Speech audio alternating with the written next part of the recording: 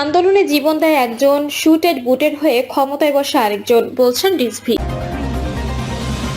এদিকে নির্বাচন ইস্যুতে সরকার ও বিএনপির দূরত্ব কি তিক্ততার দিকে যাচ্ছে? জানাবো দাঁড়িপাল্লা প্রতীক ফিরে পাওয়ার ব্যাপারে আশাবাদী জামায়াত, বলেছেন আজ। এবং সর্বশেষ জানাবো অধিকার ফিরিয়ে না দিলে জনগণ ক্ষমা করবে না, অন্তর্বর্তী সরকারকে ডক্টর জাহিদ। শুনছিলেন সংবাদ শিরোনাম, এবারে বিস্তারিত। আন্দোলনে জীবন দেয় একজন, শুটেড বুটেড হয়ে ক্ষমতায় বসা আরেকজন, বলছেন রিজভী। বিএনপির সিনিয়র যুগ্ম মহাসচিব রুহুল কবির রিজভী বলেছেন, বিগত 15 বছরে ফ্যাসিবাদী সরকারের আমলে বিএনপির অসংখ্য নেতাকর্মীকে অদৃশ্য করে দেওয়া হয়েছে। অনেক মায়ের বুক খালি করা হয়েছে, অনেক সন্তান তার পিতাকে হারিয়েছে। জেল জুলুম নির্যাতন আমাদের সইতে হয়েছে। জুলাই আন্দোলনে আমাদের নেতাকর্মীরা জীবন দিয়েছে, আমাদের গ্রেপ্তার করা হয়েছে। আন্দোলনে জীবন দেয় একজন, শুটেড বুটেড হয়ে ক্ষমতায় বসে আরেকজন। শুধু একটি দল ডিসেম্বরে নির্বাচন চায়। সম্প্রতি জাপানের প্রধান উপদেষ্টা ডক্টর মোহাম্মদ ইউনূসের দেওয়া এমন বক্তব্যের সমালোচনা করেন রিজভী। তিনি বলেন, ডক্টর মোহাম্মদ ইউনূস একজন অত্যন্ত সম্মানিত ব্যক্তি, কিন্তু 3 থেকে 4 জন উপদেষ্টা তাকে কান পড়া দিয়ে বিভ্রান্ত করছেন। এর আগে সকালে রাজধানীর নর্থ সাউথ বিশ্ববিদ্যালয়ের বাংলাদেশ গণতন্ত্র সংকট ও সমাধান শীর্ষক আলোচনা সভায় বক্তব্য রাখেন রুহুল কবির রিজভী। সেখানে তিনি আশঙ্কা ব্যক্ত করে বলেন, পারস্পরিক শ্রদ্ধা ও সমঝোতার পরিবেশ না থাকলে গণতন্ত্র টিকবে না। গণতন্ত্রকে সুদৃঢ় করতে হলে সব শক্তিকে একত্রে কাজ করতে হবে। নির্বাচন ইস্যুতে সরকার ও বিএনপির দূরত্ব কি তিক্ততার দিকে যাচ্ছে? আগামী ত্রয়োদশ জাতীয় সংসদ নির্বাচনের জন্য নির্দিষ্ট তারিখ সহ একটি নির্বাচনী রোডম্যাপ নিয়ে সরকারের সঙ্গে বিএনপির দূরত্ব ধীরে ধীরে রাজনৈতিক তিক্ততার রূপ নিচ্ছে বলে মনে করছেন রাজনৈতিক বিশ্লেষকদের অনেকে। বিশেষ করে গত এক সপ্তাহ নির্বাচন নিয়ে বিএনপির ভারপ্রাপ্ত চেয়ারম্যান তারেক রহমান সহ দলটির সিনিয়র নেতাদের শক্ত ভাষায় কথা বলার পরপরই অন্তর্বর্তী সরকারের প্রধান উপদেষ্টার দিক থেকে যেভাবে জবাব এসেছে, সেই প্রেক্ষাপটে উভয় পক্ষের মধ্যে দূরত্ব বাড়ার ইঙ্গিতই পাচ্ছেন রাজনৈতিক বিশ্লেষকেরা।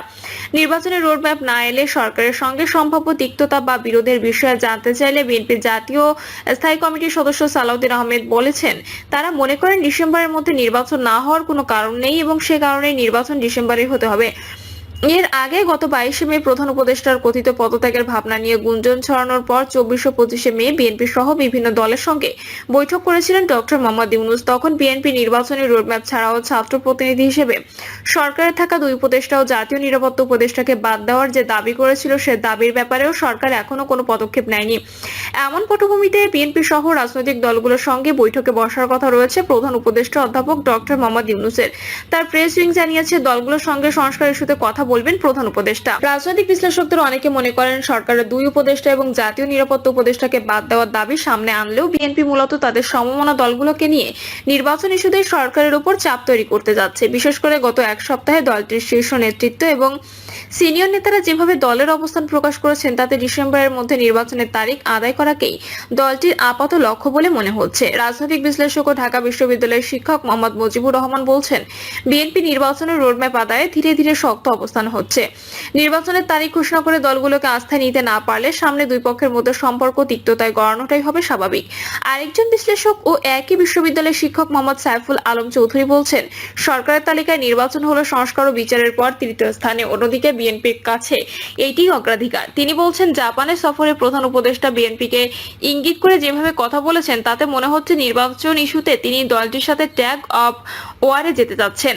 ফলে বিএনপিও হয়তো ভাবছে দাবি আদায়ের শক্ত অবস্থানই তাদের নিতে হবে। অধ্যাপক মোহাম্মদ ইউনূসের নেতৃত্বে বর্তমান অন্তর্বর্তী সরকার ক্ষমতায় আসার পর থেকেই বিএনপি দ্রুততম সময়ে নির্বাচন দাবি করে আসছিলেন, কিন্তু সম্প্রতি ঢাকা দক্ষিণ সিটি কর্পোরেশনের মেয়র হিসেবে শপথ পড়ানোর জন্য বিএনপি নেতা ইশরাক হোসেনের সমর্থকদের কাকরাইলে অবস্থানের পর প্রধান উপদেষ্টার সঙ্গে দেখা করে এনসিপি নেতা নাহিদ হোসেন। প্রধান উপদেষ্টা পদত্যাগের চিন্তা করেছিলেন, এমন বক্তব্য দিলে তা নিয়ে শোরগোল শুরু হয়। পরে বিএনপি সহ দলগুলো প্রধান উপদেষ্টার সঙ্গে বৈঠক করে তার প্রতি সমর্থন জানায়, কিন্তু সেখানেই সরকারের জাতীয় নিরাপত্তা উপদেষ্টা এবং 2 উপদেষ্টা আসিফ মাহমুদ ও মাহফুজ আলমের অব্যাহতি ছাড়াও সুনির্দিষ্ট নির্বাচনী রোডম্যাপের লিখিত দাবি জানায় বিএনপি। কিন্তু পরে সরকারের দিক থেকে এই বিষয়ে সিদ্ধান্ত না পেয়ে সংবাদ সম্মেলন করে হতাশা প্রকাশ করে দলটি। এরপর 28 মে ঢাকায় 3 সহযোগী সহযোগী সংগঠনের উদ্যোগে অনুষ্ঠিত তারুণ্যের সমাবেশে ভার্চুয়ালি দেওয়া বক্তৃতায় বিএনপির ভারপ্রাপ্ত চেয়ারম্যান তারেক রহমান জাতীয় নির্বাচন নিয়ে টালবাহানার অভিযোগ করেন।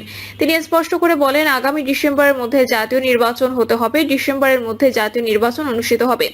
এই বক্তব্যের কিছুক্ষণ পরেই তখন জাপা সফররত প্রধান উপদেষ্টা অধ্যাপক মোহাম্মদ ইউনূস সেখানে এক কর্মসূচিতে ডিসেম্বর থেকে আগামী জুনের মধ্যে জাতীয় নির্বাচন অনুষ্ঠানের পুরনো অবস্থান তুলে ধরেন। পরদিন নিজেই ফোরামে ফিউচার অব এশিয়া শীর্ষক এক অনুষ্ঠানের প্রশ্নোত্তর পর্বে তিনি মন্তব্য করেন যে দেশের সব দল নয়, একটি নির্দিষ্ট দল ডিসেম্বরে নির্বাচন চাইছে। তার এই বক্তব্য ঘিরে তুমুল প্রতিক্রিয়া হয় বিএনপির মধ্যে।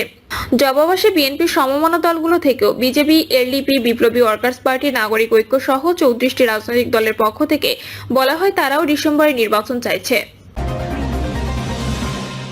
দাঁড়িপাল্লা প্রতীক ফিরে পাওয়ার ব্যাপারে আশাবাদী জামায়াত, বলেছেন আজাদ। সুপ্রিম কোর্টের আপিল বিভাগের রায়ের পর নিবন্ধন ও প্রতীক ফিরে পেতে প্রধান নির্বাচন কমিশনার এএমএম নাসির উদ্দিনের সঙ্গে নির্বাচন কমিশনে বৈঠক করেছে জামায়াত ইসলামী। বৈঠকের পর দাঁড়িপাল্লা প্রতীক ফিরে পাওয়ার ব্যাপারে আশাবাদ করেছেন জামায়াত ইসলামের সহকারী secretary general doctor Hamidur Rahman Azad. তিনি বলেন, আজকের বৈঠকে সিইসি আমাদের পজিটিভ রেসপন্স জানিয়েছে। বিকল্প না করে দ্রুততম সময় যাতে নিবন্ধন দেওয়া হয় আমরা তা বলেছি। তিনি আরো বলেন, সুপ্রিম কোর্টে বাংলাদেশ জামায়াত ইসলামের নিবন্ধন বিষয়ক যে আপিল ছিল সে আপিলের শুনানি হয়েছে এবং কোর্ট রায় দিয়েছে। সে রায়ে নির্বাচন কমিশনকে বাংলাদেশের জামায়াত ইসলামের নিবন্ধন পূর্বের অবস্থায় ফিরিয়ে দেওয়ার আদেশ দেওয়া হয়েছে। এই আদেশের মধ্য দিয়ে ফ্যাসিস্ট সরকার কর্তৃক আমাদের নিবন্ধনের যে অধিকার কেড়ে নিয়েছিল তা ফিরে পেয়েছি। ডক্টর হামিদুর রহমান আজাদ বলেন, আজকের বৈঠকে আদালতের রায় এক্সিকিউশন করার বিষয়ে নির্বাচন কমিশনের যে আবেদনটা করা হয়েছিল তা নিয়ে আলোচনা হয়েছে। তারা আমাদের এই বিষয়ে পজিটিভ রেসপন্স করেছেন এবং দ্রুত এই বিষয়টি কার্যকর করা হবে জানানো হয়েছে। আদালত যে আমাদের অধিকার ফিরিয়ে দিয়েছে আমরা তা ফিরে পেতে চাই। প্রতীকের বিষয়ে তিনি বলেন, আদালতের আদেশে বলা হয়েছে যে সব পূর্বের অবস্থায় ফিরিয়ে নিতে হবে। আমরা দাঁড়িপাল্লা প্রতীকেই তো কাজ করেছি। কমিশন তো আদালতের আদেশ অমান্য করতে পারবে না। আমরা আশাবাদী যে দাঁড়িপাল্লা প্রতীকে আমরা ফিরে পাবো। অধিকার ফিরিয়ে না দিলে জনগণ ক্ষমা করবে না, অন্তর্বর্তী সরকারকে ডক্টর জাহিদ। বিএনপির জাতীয় স্থায়ী কমিটির সদস্য ডক্টর এজেডএম জাহিদ হোসেন বলেছেন, দ্রুততার সঙ্গে আগামী দিনে সংস্কার, বিচার ও নির্বাচনের রোডম্যাপ ঘোষণা এবং বাস্তবায়ন করতে হবে। এটি যত দ্রুত করা হবে জনগণের অধিকার তত দ্রুত প্রতিষ্ঠিত হবে। সুশাসনের জন্য এমন একটি বাংলাদেশ হবে যেটি সামনের দিকে এগোবে। অন্তর্বর্তী সরকারকে উদ্দেশ্য করে ডক্টর জাহিদ হোসেন বলেন, কর্তৃত্ববাদী সরকার জনগণের অধিকার হরণ করেছিল। আগামীতে তাদের অধিকার ফিরিয়ে দিতে হবে। এই দায়িত্ব পালন করলে ইতিহাসে নাম থাকবে, না পারলে জনগণ আপনাদের ক্ষমা করবে না। তিনি আরো বলেন, জাতীয়তাবাদী দলের শক্তি, দলের সমর্থক, তৃণমূলের কর্মী বাহিনী ও সাধারণ মানুষ 1975 সালের 7ই নভেম্বর বাংলাদেশ জাতীয়তাবাদী দল ছিল না, কিন্তু যখন দেশের মানুষ দেখলো কুর মাধ্যমে দেশের সার্বভৌমত্ব ধ্বংসের দ্বারপ্রান্তে, তখন সিপাহী জনতা ঘুরে দাঁড়িয়েছিল। শহীদ জিয়াকে বন্দিদশা থেকে বের করে দেশ পরিচালনার দায়িত্ব দিয়েছিল। অর্থাৎ বিএনপি হলো জনগণের ভালোবাসায় তিলে তিলে গড়ে ওঠা দল। বিএনপি জায়গা জনগণের মাঝে। প্রিয় দর্শক, এই ছিল এখনকার সর্বশেষ সংবাদ। আপডেট সব সংবাদ পেতে চ্যানেলটি সাবস্ক্রাইব করে বেল আইকনটি ক্লিক করে রাখুন।